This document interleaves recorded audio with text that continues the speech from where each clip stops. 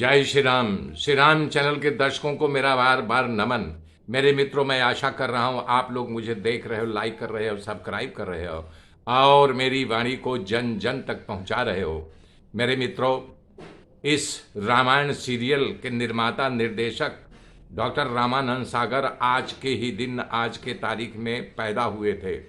उनको, उनकी सूक्ष्म आत्मा को हमारे साथ मिलकर के सब लोग नमन कीजिए। जितने भी रामायण, रामचरितमानस, आध्यात्म रामायण सब की रचना हुई थी, सबका संकलन करके श्री रामानंद सागर जी हिंदुस्तान क्या विदेशों में भी घरों घरों में पहुंचाने वाले श्री रामानंद सागर जी को बार बार मेरा नमन है। मेरे मित्रों, वही गाथा मैं सुना रहा हूं कि सुनि कपि बचन बहुत खिसियाना, बेगिन हरौ मूढ़ कर प्राणा। अरे सुनत निशाचर मारन धाये, सचिवन सहित विभीषण आए। जब हनुमान जी खिसिया गया तब हनुमान जी को एक बात याद आ गई कि जब वो अशोक वृक्ष के ऊपर बैठे थे तो इसी प्रकार से रावण ने तलवार उठा लिया था मारने के लिए। तब वहां पर मंदोदरी उनका हाथ पकड़ ली थी कि बोले नहीं, आप एक स्त्री को मारोगे, अबला को। आपका जो शाखा है, जो नाम फैला हुआ है, विजय स्तंभ पर बड़े बड़े ऊंचाइयों पर आपका नाम फैला हुआ है, आपका पौरुष का बखान लोग करते हैं, वो धराशायी हो जाएगा। तब हनुमान जी रुक गए। नहीं, हनुमान जी बोल रहे हैं कि मैं वहां कूदना चाहता था रावण को बचाने के लिए, सीता जी को, लेकिन धन्य है प्रभु श्री राम जी जिसके हृदय में प्रभु श्री राम जी का चरण कमल है, तो उसको ऐसे ही बचाते हैं। वहां विभीषण आ गया जबकि वो आज्ञा दे चुका था। तब विभीषण आज कहता है, नाय शीस करि विनय बहुता, और नीति विरोधन मारिय दूता। आन दंड कछु करई गोसाई, और सब ही कहा मंत्र भल भाई। ए सुनत बिहसी बोला दस कंधर, अंग भंग कर पठई बंदर। विभीषण वहां आकर के प्रणाम करता है कि भैया आपके चरणों में मेरा साष्टांग प्रणाम, कि ये बताइए कि किसने कहा है कि दूत को मारना चाहिए। भैया, मैं एक उदाहरण देना चाहता हूं आप सबको कि अगर कोई पोस्टमैन एक चिट्ठी लेकर के आए और आप पढ़े लिखे नहीं हैं तो पोस्टमैन से बोले, भैया जरा मुझे बाँच करके सुनाइए इस चिट्ठी में क्या लिखा गया है। तो जब पोस्टमैन चिट्ठी खोल करके पढ़ने लगा तो उसमें मान लो 1000 गाली आपके प्रति लिखी गई है। अब वो तो पढ़ रहा है तुम्हारी माँ की, तुम्हारी भाई, जितनी गंदी गंदी गालियां हैं, तो क्या आप पोस्टमैन को डंडा उठा करके उसका सर तोड़ दोगे? नहीं न, उसमें पोस्टमैन की कोई गलती नहीं है। इसी प्रकार से विभीषण अपने भाई रावण को समझा रहे हैं, भैया इसका कोई दोष नहीं, तो उसका संदेश लेकर के आपके पास आया है, ये नीति के विरुद्ध है। जब नीति बात कही तो सभा में जितने निशाचर बैठे हुए थे सब ने विभीषण का अनुमोदन किया कि नहीं, विभीषण जी सत्य कह रहे हैं, विभीषण जी सत्य कह रहे हैं। तो रावण जब सुना तो बोला नहीं, तो सही सही बात बोल गया।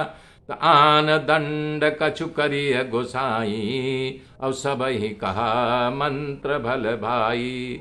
और सुनत बिहसी बोला दस कंधर, अंग भंग कर पठइए बंदर। बोल रहे हैं कि विभीषण जी के बात जब सुन लिए सब ने एक स्वर में बोला कि नहीं, सही बोल रहे हैं, दूत को नहीं मारना चाहिए, इसका कुछ अंग भंग कर दो। तब रावण जब ऐसा बोला तो हनुमान जी 1 मिनट के लिए विचलित हो गए। क्यों विचलित हो गए? अब उन्हें अपने मन में विचार आया कि भैया लक्ष्मण सुपुंखा का नाक कान काट लिए थे, कहीं रावण मेरा नाक कान कट लेगा तो मैं कैसे कटा हुआ नाक लेकर के प्रभु के पास जाऊंगा।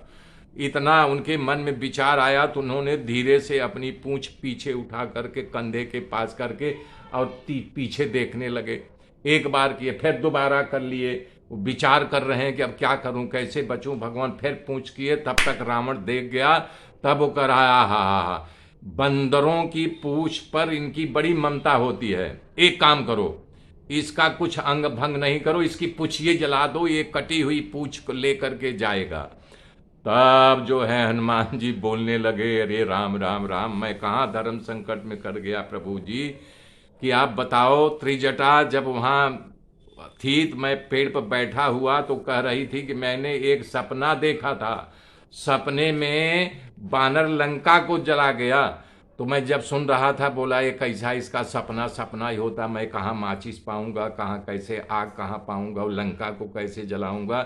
लेकिन धन्य हो भगवान, ये भी हमारे लिए सरल कर दिए, हमारी पूछ जलाएगा, अब निश्चित उसका सपना सिद्ध होगा। हनुमान जी सोचे भैया अब चलो हमारा आसान तरीका हो गया कि ये हमारे पूछ में आग लगेगी, हम लंका को जला देंगे। तब वो बोल रहा है कि तेल में कपड़ा तर करके और इसकी पूंछ में बांध करके इसको नगर में चारों तरफ घुमा करके इसकी पूंछ में आग लगा दो, और जब ये जाएगा तब अपने मालिक को दिखाएगा। क्यों कि कब के ममता पूछ पर सबही कहा समुझाय, और तेल बोरी पट पाधि पुनि पावक देहु लगाय। तब रावण सबको बुला करके कहता है कि ये इसके पूंछ में जो है तेल से तर जो है कपड़ा लाओ और लपेटो। तो सब लोग यानी और बोले इसको पूरे नगर में घुमाना भी। तो हनुमान जी और खुश हो गए, बोले चलो भैया। सारे नगर के लोग अपने अपने घर से तेल और कपड़ा लेकर के आए। तो वहाँ तेल कपड़े से बोर बोर के बांध रहे। अब हनुमान जी लीला कर रहे हैं कि जब बांध ले तो अपनी पूंछ बढ़ा दे। जब वो तेल में डुबो के बढ़ाएं तब हनुमान जी अपनी पूंछ पीछे और घिसका दे। ऐसे ऐसे रहान नगर बसन घृत तेला। यहाँ ध्यान दीजिएगा, रावण सिर्फ तेल के दिया है, लेकिन जब जो राक्षस बांध रहे थे उन्होंने बताया कि भैया घी खत्म हो गया। बोले घी खत्म हो गया, वो तेल खत्म हो गया। बोले हाँ तेल खत्म। बोले तब घी का कपड़ा भिगो के लाओ न, कोई फर्क नहीं, घी का लाओ। तब हनुमान जी बोले भैया जो जो ला रहा है मैं उसको प्रसाद अवश्य दूंगा। तब बोल रहे हैं अब तो घी और तेल दोनों खत्म हो गया।